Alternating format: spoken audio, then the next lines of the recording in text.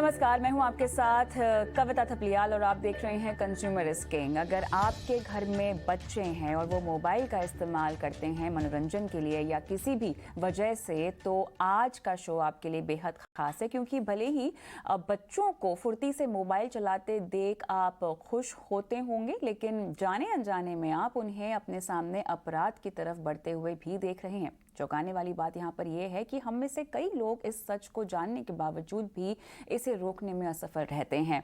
मासूमियत पर हावी होता मोबाइल, इसी मुद्दे पर आज हम चर्चा करेंगे और ये मुद्दे का चर्चा आज क्यों है, आपको बताएंगे इस रिपोर्ट में।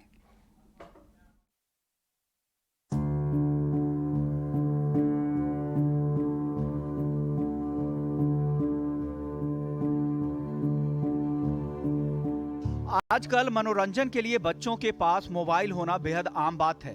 माता पिता के लिए मोबाइल सिर्फ उनके काम करने का जरिया नहीं,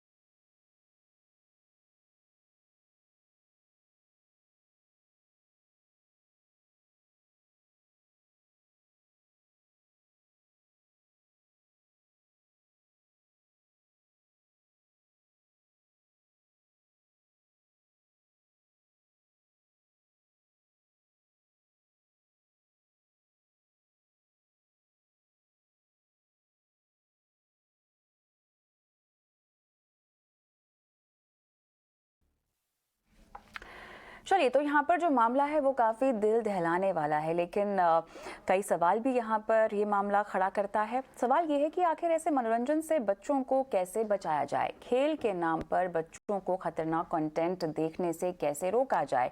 क्या माता पिता के तौर पर हम अपनी जिम्मेदारी ठीक से निभा रहे हैं? क्या गेम डेवलपर्स की इन बच्चों के प्रति कोई जिम्मेदारी नहीं बनती, या फिर सरकार को ऐसे गेम्स और हॉरर मूवीज के खिलाफ सख्ती बरतनी होगी? इन सभी सवालों के जवाब हम लेंगे हमारे आज के पैनलिस्टों से।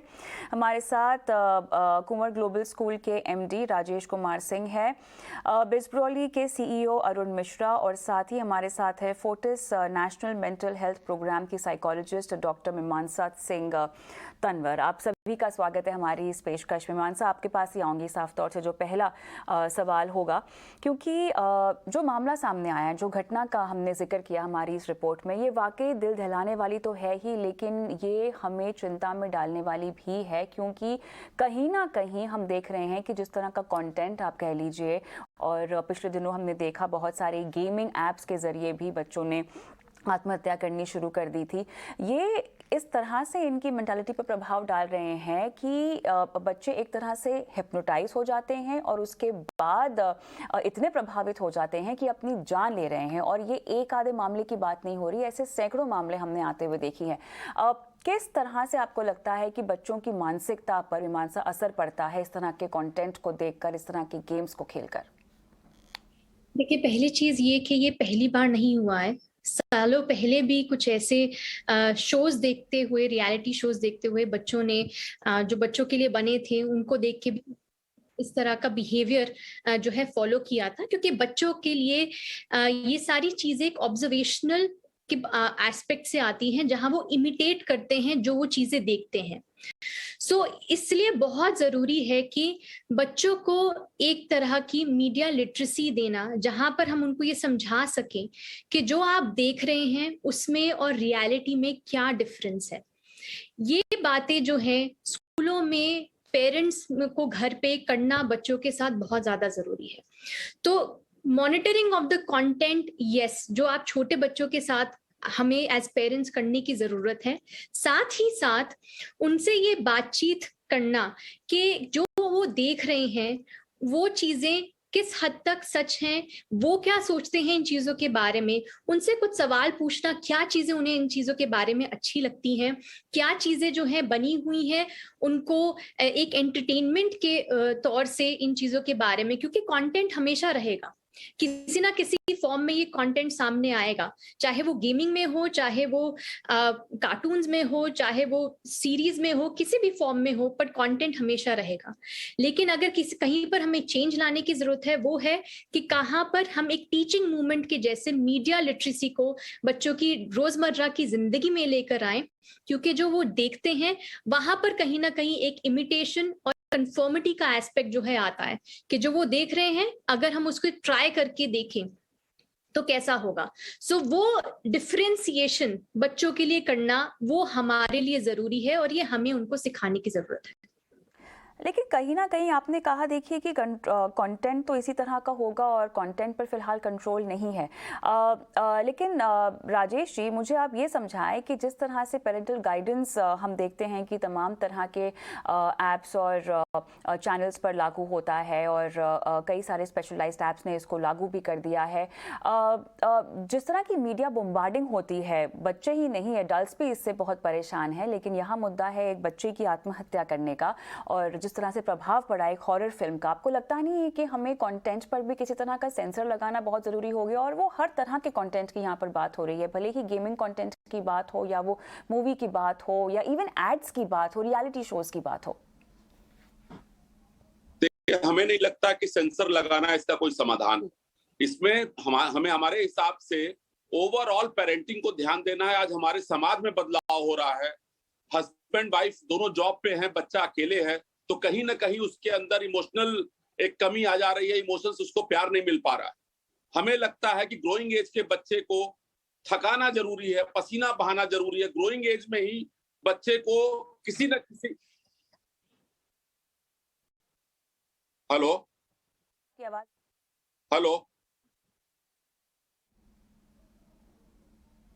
राजेश जी बोलिए, आपकी आवाज आ रही है। हाँ, ग्रोइंग एज के बच्चे का पसीना निकलना जरूरी है। अगर ग्रोइंग एज का बच्चा मैदान में जाना शुरू करेगा, प्रकृति के नजदीक रहेगा, तो निश्चित तौर पर इन बुराइयों से कुछ हद तक बचेगा। दूसरी बात, हमारा बच्चा साथ में बैठा है और फादर अगर खुद मोबाइल देख रहा है, अपने को फेसबुक और व्हाट्सएप पर अगर बिजी है, तो छोटे से बच्चे के अंदर भी ये भाव आता है कि ऐसा क्या चमत्कार है इस मोबाइल के अंदर। हम सबको अपने नेचर की ओर लौटना पड़ेगा। बच्चों को बचपन से ही कोई ऐसा एडिक्शन डालना पड़ेगा कि बच्चा ग्राउंड में खेलने जाए। अगर नहीं जाएगा तो वो बाइक स्टंट करेगा, मोबाइल को देख करके उसकी निगेटिविटी अपने अंदर लेगा। हमको ये सबसे बचाने की, ओवरऑल समाज को बचाना है, और इसमें बुराई कई तरफ से आ रही है। इसमें खाली स्कूल के वजह से नहीं आ रही है, न केवल परिवार। हमें लगता है कि पूरे समाज को बदलने की जरूरत है और बच्चों को अपने नेचर से जोड़ने की जरूरत है, खेल कूद कराने की जरूरत है। खेल की और ज्यादा बच्चों को ग्राउंड में ले जाकर के बच्चों को खिलाने की आवश्यकता होगी। इससे ये बचाव निश्चित तौर पर हो जाएगा, हमें लगता है। चलिए, तो ये ओवरऑल एक बदलाव आप अपब्रिंगिंग और तरबियत में सुझा रहे हैं। लेकिन अरुण मिश्रा, मुझे आपसे ये समझना है कि जिस इम्पैक्ट की मैं बात कर रही हूँ, ये इम्पैक्ट कैसे होता है? बच्चे क्यों इतने ज़्यादा मग्न हो जाते हैं किसी भी तरह के कंटेंट को देखने में कि वो अपनी जान लेने तक तैयार हो जाते हैं? देखिए, जब भी हम कोई ऐप डेवलप करते हैं, चाहे आप किसी भी गेम की बात कीजिए, जितनी इतनी पॉपुलर गेम्स रही हैं जिसमें ऐसे प्रॉब्लम्स हुई हैं जिनके कारण हम, ये एक न्यूरोलॉजिकल साइंस है जिसमें हम बच्चों को ऐप से एडिक्ट करते हैं। जो हम इसे टेक्नोलॉजी में हम इसे बोलते हैं स्टिकी एप्लीकेशन बनाना, ताकि बच्चे एप्लीकेशन से जुड़े रहें। उसमें गेम के डिफरेंट लेवल्स होते हैं, उन लेवल्स को उन्हें क्रॉस करना होता है, और उन क्रॉस करने के कारण उनको उनके सामने चैलेंजेस आते हैं, दिए जाते हैं, ताकि बच्चे उसको एक चैलेंज लेके खेलें और नेक्स्ट लेवल पे ग्रो करें, नेक्स्ट लेवल पे जाएं। तो ये गेमिफिकेशन जो है, जिसके कारण बच्चे उससे एडिक्टेड होते हैं, ये एक न्यूरो साइंस है। और हमें अगर इसको हम दूर भी करना चाहते हैं तो हमें उसको न्यूरोलॉजिकल ही डील करना पड़ेगा। और हम बहुत सारी चीजें ऐप डेवलप करते वक्त हम बहुत सारी चीजें ऐसी करते हैं जिसमें हम ये इंश्योर करते हैं कि बच्चों को ये एडिक्शन ना लगे। दो जो गेम डेवलपर्स होते हैं, जो गेम ओनर्स होते हैं, उनकी हमेशा यही कोशिश होती है कि एक एडिक्शन हो ताकि बच्चा देर तक एप्लीकेशन में रहे, बच्चा डिफरेंट लेवल क्रॉस करे, बच्चा इन ऐप परचेजेस करे ताकि उनके पास पेमेंट आए, उनके पास रेवेन्यू आए। बट अमेरिकन न्यूरोलॉजिकल कमिटी जो है, जो उनकी साइकोलॉजिकल सोसाइटी है, उनकी गाइडलाइंस के हिसाब से किसी भी बच्चे को 2 घंटे से ज्यादा पूरे दिन में, अगर वो बच्चा 6 साल से बड़ा है, गेम नहीं खेलना चाहिए। अब इसके लिए जब ऐप डेवलप करते हैं तो बहुत सारे प्रावधान हम करते हैं, जैसे स्क्रीन का टाइम कितना हुआ है वो हम उसको कंटिन्यूसली रिमाइंडर देते हैं कि स्क्रीन इतना टाइम आप खेल चुके हो। पेरेंटल कंट्रोल होती है, जो पेरेंटल कंट्रोल में पेरेंट ऐप्स कंट्रोल कर सकते हैं, ऐप में रिस्ट्रिक्शन डाल सकते हैं। और ना केवल ये, जब हम एक्चुअली सपोज हमने ये डिसाइड किया कि 15 मिनट बच्चा खेलेगा, तो उस 15 मिनट के बाद पेरेंट्स के पास रिमाइंडर्स जाते हैं, नोटिफिकेशन जाते हैं, और वो वहीं से एप्लीकेशन को लॉक भी कर सकते हैं। बट ये सारी चीजें एक कंट्रोल की बात हुई। जो अभी हम मुझसे पहले कह रहे थे कि बच्चों को नेचर की तरफ लौटने की जरूरत है, इवन ऐप में भी बहुत सारी कंपनियों ने, जो कि रिस्पॉन्सिबल कंपनियां हैं, उन्होंने ये किया है कि अगर एप्लीकेशन में एक टाइम के बाद बच्चा ज्यादा देर तक रहे और एक लेवल से दूसरे लेवल पे जाए, तो उनको ये प्रमोट किया जाए कि उनको ये, उसके लिए उनको उकसाया जाए कि वो आज गेम ना खेलें, कल खेलें, परसों खेलें। जैसे कि अगर आप आज गेम खेलते हो, आज आप नेक्स्ट लेवल खेलते हो, तो आपको 10 पॉइंट मिलेंगे। लेकिन अगर आप यही नेक्स्ट लेवल 2 दिन के बाद क्लियर करते हो या कल क्लियर करते हो, तो आपको 50 पॉइंट मिलेंगे, आपको ये ऐप में बैज मिलेगा। तो responsible app development companies, responsible app owners ये इंश्योर कर रहे हैं कि बहुत सारे टेक्नोलॉजिकल प्रावधान को यूज करते हुए हम बच्चों को प्रमोट करें कि बच्चे कम से कम टाइम ऐप में बिताएं, but at the same time उस ऐप में वापस आए खेलने के लिए, क्योंकि ये उनका बिजनेस है। तो ये हमें देखने की जरूरत है कि हम टेक्नोलॉजी को दरकिनार नहीं कर सकते। अब मोर देन 90% किड्स अभी गेम खेलते हैं, जिसमें 94% लड़के होते हैं और 93% के आसपास लड़कियां होती हैं जो वो गेम खेलती हैं। हम ये 94% बच्चा अगर गेम खेल रहा है, तो आप उसको एकदम से बंद नहीं कर सकते और सिर्फ ये बोलने से कि हमें नेचर की तरफ जाना चाहिए, नहीं हो सकता है। तो हमें टेक्नोलॉजी के थ्रू ही उनको कंट्रोल करने की जरूरत है। हमें टेक्नोलॉजी के थ्रू ही उनको चैलेंजेस देने की जरूरत है कि अगर आप घर का ये काम कर लेते हो तो आपको इतने पॉइंट मिलेंगे, और उसके बाद आपके पेरेंट्स इसको अनलॉक कर सकते हैं। आपने घर में एक बैडमिंटन का गेम खेल लिया, जो कि एक फिजिकल गेम है, आप खेल के आओ, फिर आपके पेरेंट्स इसको अनलॉक करेंगे या आपको 10 पॉइंट और मिलेंगे। तो ये जो चैलेंजेस आज गेम कंपनियां देती हैं, जिसमें हम बच्चों को फांसी लगाने की जरूरत पड़ती है, उन चैलेंजेस पे हमें बहुत ही नेचुरल तरीके से काम करने की जरूरत है, सो दैट वो चैलेंज एप्लीकेशन को इंटरेस्टिंग भी बना के रखें, गेम को इंटरेस्टिंग भी बना के रखें, बट साथ ही साथ बच्चों को फिजिकल गेम खेलने के लिए भी प्रेरित करें, और साथ ही साथ बच्चों को इसके लिए भी प्रेरित करें कि वो आज ना खेलें, आज वो किसी एप्लीकेशन का ना यूज करें। खासकर लॉकडाउन के बाद स्क्रीन टाइम इतना बढ़ गया है कि एक तो स्कूल के 3-4 घंटे हम स्क्रीन के सामने बिताते हैं, और उसके बाद अगले फिर 1-2 घंटे अगर वो गेम खेलने में लगाता है, तो पूरे दिन में उसका स्क्रीन टाइम 5-6 घंटे बिना किसी मेहनत के हो रहा है, क्योंकि वो उसने स्कूल में ही 4 घंटे बिता दिए, जो कि ऑनलाइन हो रहा था। तो स्क्रीन टाइम कम करने की बहुत ज्यादा जरूरत है, और वो काम भी हम टेक्नोलॉजी के थ्रू ही कर सकते हैं। हम ये सिर्फ बच्चों को से फोन छीनने से नहीं होगा, बिकॉज ये केवल फोन की बात नहीं है, ये लैपटॉप की भी बात है। वो सारे गेम जो फोन पे हैं, लैपटॉप पे भी हैं। तो हमें ऐसे गेम को पहले बात तो बैन करने की जरूरत है। दूसरी बात, ऐप कंपनियों को रिस्पॉन्सिबल बनने की जरूरत है, सेल्फ रेगुलेशन करने की जरूरत है। एंड तीसरी बात, उन गेम्स में भी हमारी जैसी ऐप डेवलपमेंट कंपनियां जो गेम्स बनाती हैं, जो एप्लीकेशंस बनाती हैं, उन्हें ये प्रावधान रखने की जरूरत है कि वो तो पहले इस टाइप की डिस्क्लेमर दें, उसके बाद बच्चों को टाइम टाइम पे नोटिफिकेशन दें, टाइम टाइम पे उनके पास अलर्ट्स दें कि वो इतनी देर गेम खेल चुके हैं, उनको इस चीज के लिए प्रभावित करें कि वो आज ना खेलें, कल खेलें, ये लेवल दूसरे दिन क्रॉस करें, और साथ ही साथ पेरेंट्स को ये रिमाइंडर दें यहाँ पर कि बच्चा जो समझ में आ रहा है, जो अरुण जी भी कह रहे हैं, जो राजेश जी ने भी कहा, यहाँ पर पेरेंट्स की जिम्मेदारी ज्यादा बढ़ती हुई दिखाई दे रही है, क्योंकि टेक्नोलॉजी और इस सोशल मीडिया से एक्सपोजर आप कितना ही बचा पाएंगे। बहुत ज़रूरी है कि आप बच्चे को इसका एक्सपोजर तो दें, लेकिन लिमिटेड दें, और उसमें आपको सोशल मीडिया एटिकेट्स इंट्रोड्यूस करने होंगे। लेकिन ये कैसे किया जाए, मेरे ख्याल से ये एक बहुत बड़ा सवाल है। काफ़ी हद तक हमने देखा पैंडेमिक के दौरान बच्चों का एक्सपोजर बढ़ा ही है। और एक्टिविटीज़ की जहाँ तक बात है, काफ़ी हद तक क्योंकि पेरेंट्स अक्सर वर्क फ्रॉम होम कर रहे हैं तो बच्चों को मोबाइल का इस्तेमाल करने दे दिया गया और उसमें बच्चे ने जो चाहा वो डाउनलोड किया। जब तक आसानी से माता पिता का काम चल रहा है तब तक कोई परवाह नहीं की गई है। अब क्योंकि बदल रहा है टाइम, वापस से ऑफिस जाना शुरू हो चुका है, बच्चों ने स्कूल जाना शुरू कर दिया है, लेकिन फिर भी जो एडिक्शन है उसमें कमी नहीं आई है। इसको कैसे सुधारा जाए? देखिए, एक चीज को समझें कि जितना ज्यादा हम डिजिटल गैजेट्स के साथ इन्वॉल्व रहते हैं उतना ज्यादा डिस्कनेक्टेडनेस बढ़ता है। तो जो स्क्रीन टाइम इंक्रीज होता जाता है उससे जो है कहीं ना कहीं एक सेंस ऑफ आइसोलेटेडनेस जो है जो क्रिएट होती है, जो आप एक डिजिटल प्लेटफॉर्म में ही उलझे रह जाते हैं। And this happens as a family. मुझे नहीं लगता कि सिर्फ ये बच्चों की प्रॉब्लम है, मुझे लगता है कि ये बड़ों की भी प्रॉब्लम है। हम सब कहीं ना कहीं फॉर एवरीथिंग हम आजकल डिजिटल इंटरफेस पे जाते हैं और इंफॉर्मेशन हो, चाहे एंटरटेनमेंट हो, चाहे कनेक्शन हो, कोई भी चीज हो, हम डिजिटल इंटरफेस से ही करते हैं। सो एक कहीं ना कहीं हम अपने खुद के साइलोज में होते जा रहे हैं जहां हमें नहीं पता कि साथ वाले की लाइफ में क्या हो रहा है, चाहे वो अब आपका बड़ा हो, चाहे वो आपका कोई फैमिली मेंबर हो, चाहे वो बच्चा हो। सो पहली चीज ये कि हमें फैमिली टाइम, एक ऐसा कोई टाइम जहां सब मिलके बैठ के कुछ चीजें करें, वो चीजें वापस लाने की जरूरत है। दूसरी चीज कैसे होगा, क्योंकि हम एक ऐसे वर्ल्ड में जी रहे हैं जहां पर अब दुनिया मेटावर्स में जा चुकी है। हाल ही में एक केस आपने देखा होगा, एक महिला की मोलेस्टिंग का केस वहां पे सामने आया है, जहां पर आपके पास किसी तरह का कोई कानून नहीं है, कुछ नहीं है। दुनिया ज्यादा एआई के चलते, आर के चलते अब ऑनलाइन हो रही है। हम मेटावर्स में लिटरली जी रहे हैं, सब कुछ वहीं पर कर रहे हैं। तो कैसे आप मी टाइम को इंट्रोड्यूस करें, कैसे आप अपने बेसिक्स फंडामेंटल्स पर वापस जाएं? देखिए, ये सारी चीजें आएंगी एंड जैसे जैसे हम वक्त के साथ आगे जाएंगे टेक्नोलॉजी और एडवांस्ड होंगी एंड अलग अलग चीजें जो है सामने निकल कर आएगी। हर लेवल पे हमें काम करने की जरूरत है जहां हम एक सेंस ऑफ बैलेंस मेंटेन रखें।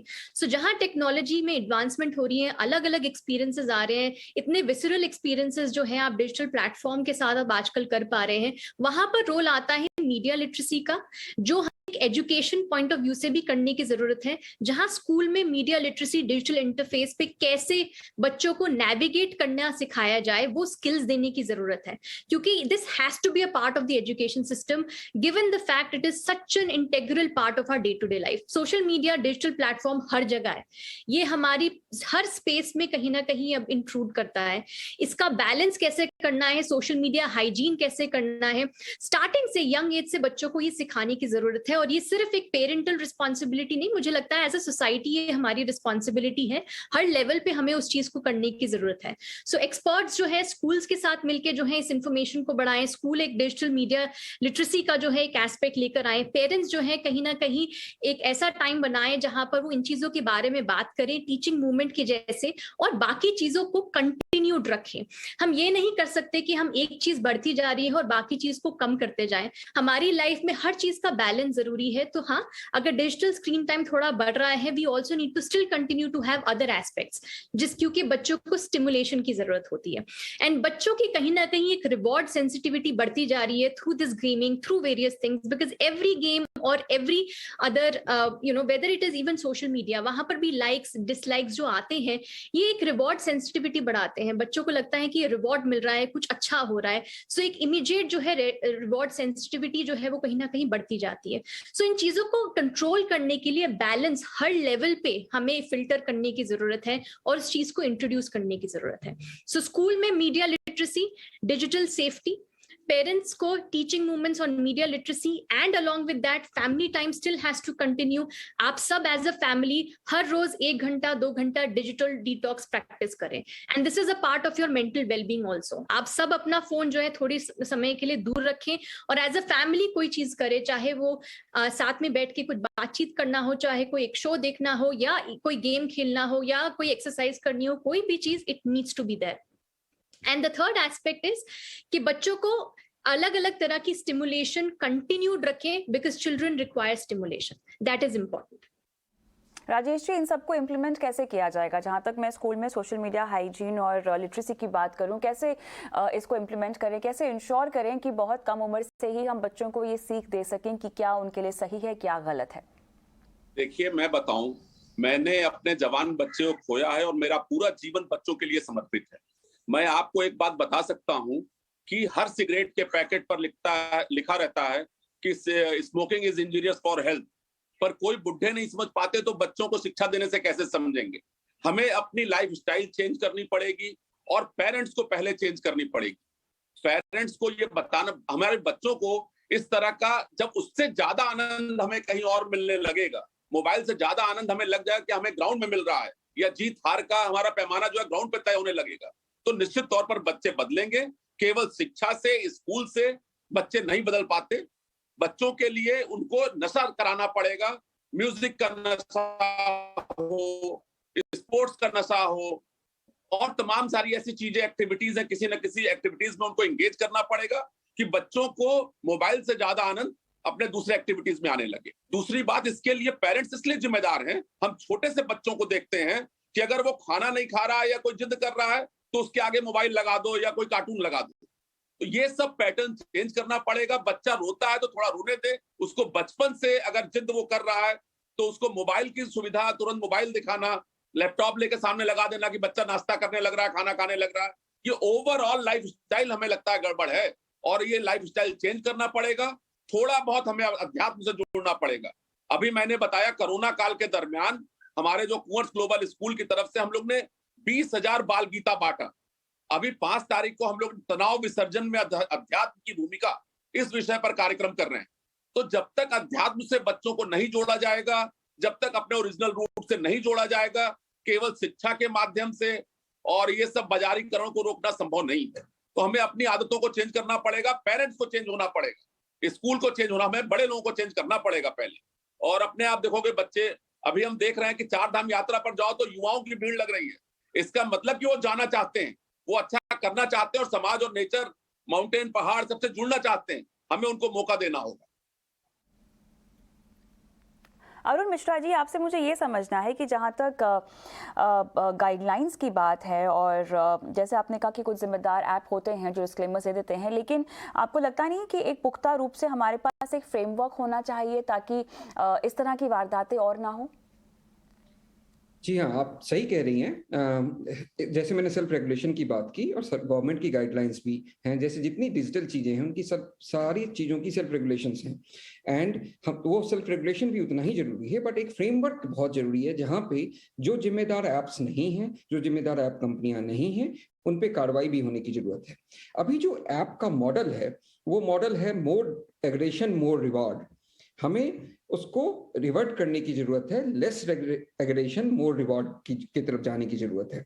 अगर हम इस मोर एग्रेशन मोर रिवॉर्ड की तरफ रहेंगे तो ऐप कंपनियां, बिकॉज उनका बिजनेस इनसे जुड़ा हुआ है, वो एग्रेशन बढ़ाएंगी और उसके कारण बच्चे इस टाइप की चीजें इमिटेट करेंगे और उन पर इम्पैक्ट होगा। हमें जरूरत है ये करने की कि हम एप्स में, जो जिम्मेदार ऐप कंपनी है वो पहले से कर रही हैं, बट गवर्नमेंट की गाइडलाइंस की भी जरूरत है। और कनाडा और अमेरिका में हमने देखा है कि ये गाइडलाइंस आई भी हैं because of the gun shooting वहां पे जो हुई है, और उसके अलावा भी और चीजें होती हैं।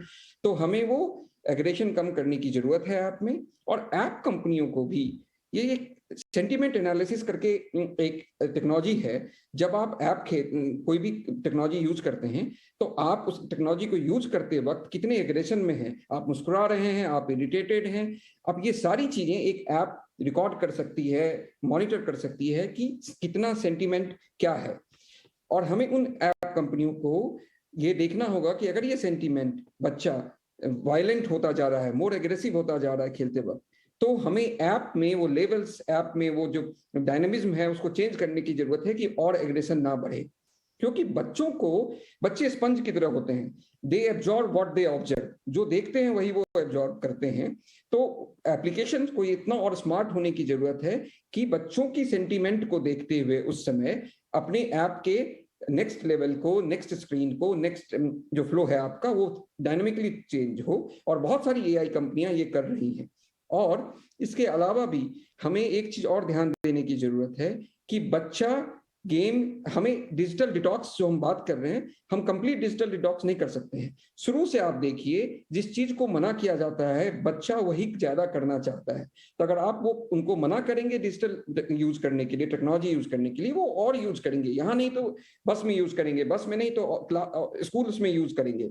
हमें फैमिली टाइम के साथ साथ फैमिली डिजिटल टाइम करने की जरूरत है, जहां हम पेरेंट्स बच्चों के साथ उन गेम्स में अपने आप को इन्वॉल्व करें, सो दैट हम उन गेम्स को बेहतर समझें और पेरेंटल कंट्रोल बेहतर लगा पाए। ऐप कंपनियों को ये करने की जरूरत है कि वो टेक्नोलॉजी को यूज करके पेरेंट्स को नोटिफाई करें, सेंटीमेंट एनालिसिस करें और उसके साथ साथ ही लेस एग्रेशन को रिवॉर्ड करें, ना कि मोर एग्रेशन को। तो टेक्नोलॉजी और फैमिली के साथ ही ये ठीक हो सकता है। डिजिटल डिटॉक्स कभी पॉसिबल नहीं होगा आज के जमाने में, बिकॉज सब कुछ टेक्नोलॉजी जिस रफ्तार से हम सोचते हैं, टेक्नोलॉजी उसके बहुत तेजी से बदलती है और हमसे पहले वो ऐप कंपनियां उन एनालिसिस को करके बेहतर एडिक्शन मेथड लेके आती हैं ताकि आप उनसे जुड़े रहें। बहुत सारी गेम्स होती हैं जिसमें आपको चलते चलते खेलना पड़ता है, क्योंकि आप वो कैप्चर करते हो गेम के नेक्स्ट लेवल को। क्योंकि उसमें बच्चा एडिक्ट होता है कि उसने कुछ नया किया है। तो हमें भी फैमिली के साथ डिजिटल टाइम बिताने की जरूरत है कि हम फाइंड आउट करें कि रिस्पॉन्सिबल एप्स कौन से हैं, रिस्पॉन्सिबल हमें कितना टाइम देने की जरूरत है, कौन सा टाइम ऐसा है जिसको जब हम बच्चे को डिजिटली टेक्नोलॉजी यूज करने दें तो उस पर कम इम्पैक्ट होता है, कौन सी ऐसी एप्स हैं जिसको करने से उसकी चैलेंज एबिलिटी बढ़ती है, उसकी ये एबिलिटी बढ़ती है कि प्रॉब्लम सॉल्विंग टेक्निक्स बढ़ती हैं, उसका मेमोरी बढ़ता है। एप्स के पॉजिटिव इंपैक्ट्स भी हैं, हमने अभी तक हमेशा नेगेटिव इंपैक्ट पे बात की है, एप्स के बहुत पॉजिटिव और नेगेटिव तो इंपैक्ट हर किसी का होता है, लेकिन बहुत जरूरी है कि आप उसको कैसे देख रहे हैं और उसका किस तरह से इंपैक्ट आपके पूरे परिवार पर पड़ रहा है। और जो बातें हमने कही है उससे ज्यादा कहीं ना कहीं पेरेंट्स को भी बहुत जरूरी है कि अपने आप को डिजिटली अपग्रेड करें, क्योंकि कई बार तो बच्चे इतने आगे निकल जाते हैं ऑनलाइन चीज़ों को इस्तेमाल करने में कि वो माता पिता को सिखाते हैं कि कैसे आपको ब्राउज करना चाहिए और कैसे नेविगेट करना चाहिए अपनी ऑनलाइन लाइफ में। तो कहीं ना कहीं बहुत ज़रूरी है कि पेरेंट्स अपने आप को डिजिटली सैवी बनाएं और इसके साइड इफेक्ट्स को समझें और उसके बाद अपने बच्चों के लिए वो नियम कानून बनाएं। बहुत बहुत धन्यवाद आप दोनों का इस पेशकश में शामिल होने के लिए। और इसी के साथ कंज्यूमर किंग के आज के एपिसोड में इतना ही, मुझे भी इजाज़त दें। नमस्कार।